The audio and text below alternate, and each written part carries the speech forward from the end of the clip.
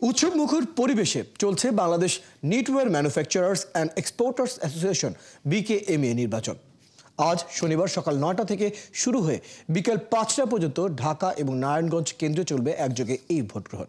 BKMA ২০২৫-২৭ মেয়াদের এই নির্বাচনে ভোট সংখ্যা ৫৭২, এর মধ্যে নারায়ণগঞ্জে ২৭২, ঢাকায় ২২৪ এবং চট্টগ্রামে ৭৬ জন। ৩৫টি পরিচালক পদে প্রার্থী ৩৮ জন, এর মধ্যে ৩ জন স্বতন্ত্র প্রার্থী। বাকি ৩৫ জন বর্তমান সভাপতি মোহাম্মদ হাতেমের নেতৃত্বে প্রোগ্রেসিভ নিট অ্যালায়েন্স জোটে নির্বাচন করছেন।